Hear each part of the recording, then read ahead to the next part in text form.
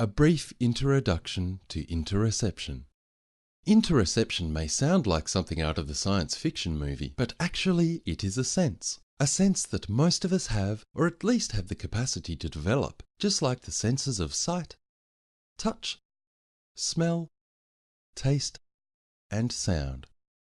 However, rather than helping us to understand our external world, interoception helps us to perceive and analyze what is going on inside of us.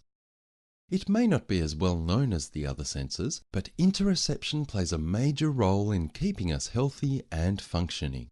Interoception is what lets us know we are thirsty by making our throat feel dry, or our stomach feel uncomfortable when we need to eat something.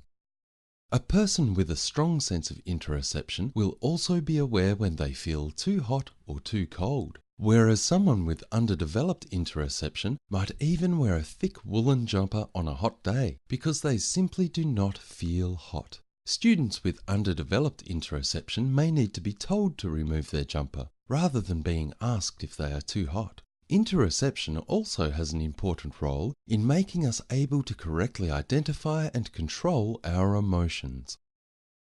People with underdeveloped interoception may seem to have sudden meltdowns or fly off the handle very easily, but this is because they have not been able to recognize their emotions gradually building up. They may have difficulty focusing on the task at hand. Everyone struggles with interoception at some point in their life. Think of a baby who needs to wear nappies because they don't yet have control over their bladder. Or a teenager who is overwhelmed by new emotions brought on by hormonal and social changes in their life. Maybe even you have at some point been so busy and distracted by your work that you forgot to eat your lunch. However, there are certain people who are more likely to have difficulty developing interoception, including people on the autism spectrum and people who were exposed to alcohol and other drugs in utero.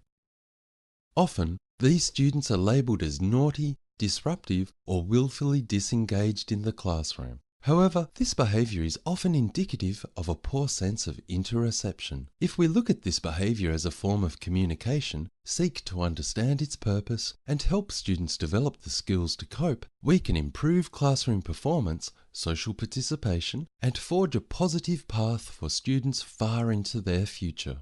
For more information on interoception, its role in education, and how to support its development in your students, contact Disability Policy and Programs in the Department for Education. Call 8226 1769 or email education.dpp@sa.gov.au.